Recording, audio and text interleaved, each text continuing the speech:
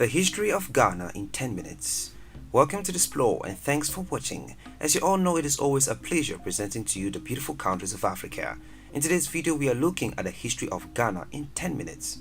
The Republic of Ghana is named after the medieval West African Ghana Empire. The empire became known in Europe and Arabia as the Ghana Empire after the title of its emperor, the Ghana. The empire appears to have broken up following the 1076 conquest by the Almoravid general Abu Bakr ibn Umar. A reduced kingdom continued to exist after Almoravid rule ended, and the kingdom was later incorporated into the subsequent Sahelian empires, such as the Mali Empire, several centuries later. Geographically, the ancient Ghana Empire was approximately 800 kilometers north and west of the modern state of Ghana, and controlled territories in the area of the Senegal River and east towards the Niger rivers in modern Senegal, Mauritania, and Mali. Ghana is today known as the Gold Coast of Africa, and the history of this great African nation is an important part of its present and future. Hence, without much ado, here is the history of Ghana in 10 minutes. If you're new here, be sure to subscribe and turn on notifications so you don't miss any of our uploads. Little is known of the small African kingdoms in the region between the Tano and Volta rivers until the arrival of Europeans in the 15th century. Portuguese navigators walking their way down the West African coast reached this area in 1471 and built a fortress at Elmina in 1482. But others follow fast. As early as 1492, a French buccaneer marauding off the coast deprives a Portuguese ship of its precious cargo. That cargo was gold, and the Gold Coast becomes the European name for this part of Africa. The trade in gold with the Europeans makes possible the development in the early 17th century of Akwamo, the first African state to control an extensive part of the coast.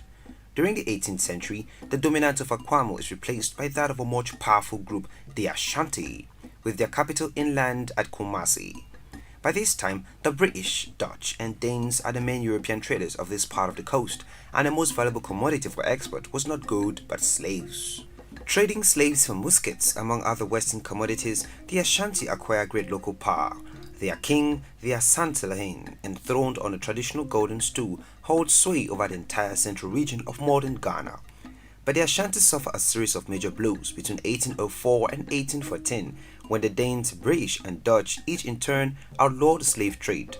The resulting tension leads to warfare in the 1820s with the defeat of a British force in 1824 and again in the 1870s. In 1874, a British army briefly occupies Kumasi. Meanwhile, in the coastal regions, the British are gradually emerging as the main European power. The Danish fortresses, including the impressive Christiansborg Castle in Accra, are bought by the British government in 1850. The last Dutch merchants abandoned the coast in 1870. And in 1874, the southern regions are formally proclaimed a British colony under the name Gold Coast. But it takes another 3 decades before the Ashanti Kingdom and its dependencies in the north are finally brought under British control. In 1901, taking effect from the 1st of January 1902, Ashanti is declared a British Crown colony.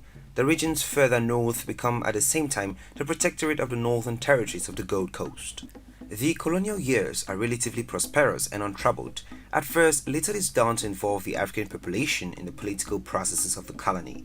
But in the years immediately after World War II, events move so fast that the Gold Coast becomes the first colony in sub-Saharan Africa to win its independence. The turning point is the return home in 1947 of Kwame Nkrumah after 12 years of study and radical politics in the USA and Britain.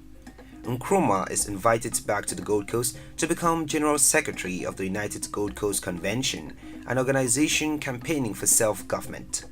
The UGCC has won the right in 1946 for an African majority in the colony's legislative assembly, but the fight is now on for a share in executive power. Nkrumah rapidly extends the movement's popular base, with the result that there are widespread riots in February 1948. The older UGCC leaders are alarmed by this and by their brief arrest with Nkrumah. A split within the movement leads to Nkrumah founding in June 1949 the Convention People's Party, committed to immediate self-government. From January 1950, Nkrumah organizes a campaign of non-violent protests and strikes, which lands him back in jail. But in the colony's first general election in February 1951, the CPP wins convincingly even in the absence of its leader. Nkrumah is released from prison to join the government, and in 1952 he becomes Prime Minister. During the years of preparation for independence, the neighboring British Togo votes in the 1956 plebiscite to merge with the Gold Coast. It is therefore a slightly extended territory which becomes independent in 1957 under Nkrumah's leadership. A new name of great resonance in African history is adopted, Ghana, although the ancient kingdom of that name was far to the north in present-day Mali. Nkrumah, well aware of his status at the head of the first West African nation to emerge from colonialism, dreams of leading the continent into a Marxist future. This requires a republic, which Ghana became in 1960 with Nkrumah as president for life. It also needs only one political party, the CPP. However, Nkrumah's authoritarian rule combined with a collapse in the nation's economy prompts a coup when the president is away in China in 1966 and he goes into exile in Guinea. It is the first of several such coups in Ghana's short history, but the nation remains true to the hope of democracy. In 4 decades, Ghana establishes as many new republics. A general election launching the Second Republic in 1969 brings to power Kofi Busia, a university professor with a long track record in Ghanaian politics as an opponent of Nkrumah. But he is unable to improve Ghana's economic performances, which had been weakened by low cocoa prices, and thus he is removed by military officers in 1972. For a few years from 1972, a military regime rules with repressive brutality under the successive leadership of 2 generals, Ignatius Champong and Frederick Akufo. But by the year 1979, a group of younger officers have had enough. Led by Jerry Rawlings, a flight lieutenant in the Air Force, they take power and Champong and Akufo are executed while arrangements are put in place for speedy elections. Under international and domestic pressure for a return to democracy, the PNDC allowed the establishment of a 258-member consultative assembly made up of members representing geographic districts as well as established civic or business organizations. The assembly was charged to draw up a draft constitution to establish a 4th republic using PNDC proposals. The PNDC accepted the final product without revision and it was put to a national referendum on 28 April 1992. In which it received 92% approval. On the 18th of May 1992, the ban on party politics was lifted in preparation for multi-party elections. The PNDC and its supporters formed a new party, the National Democratic Congress, NDC, to contest the elections. Presidential elections were held on 3rd November and parliamentary elections on 29th December that year. Members of the opposition boycotted the parliamentary elections, however, which resulted in a 200-seat parliament with only 17 opposition party members and 2 independents.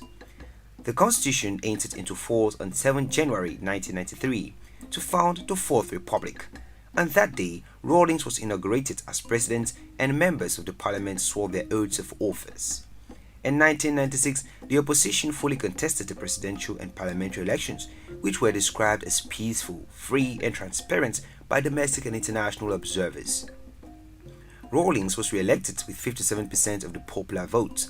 In addition, Rawlings' NDC party won 133 of the parliament's 200 seats, just 1 seat short of the 2/3 majority needed to amend the constitution, although the election returns of 2 parliamentary seats faced legal challenges. The Third Republic in 1979 lasts only 2 years before Rawlings and his fellow officers intervene again. After his second coup, Rawlings takes personal power, ruling through a provisional National Defense Council, which has a specific brief to organize a renewal of the nation's political and economic life down to village level. Rawlings proves an efficient leader, winning international support for his economic policies, and the 1990s demonstrates that he has popular approval as well. In the prevailing fashion for multi-party democracy, Ghana holds elections in 1992 in preparation for its 4th Republic. Rawlings transforms his ruling council into a political party, the National Democratic Congress (NDC).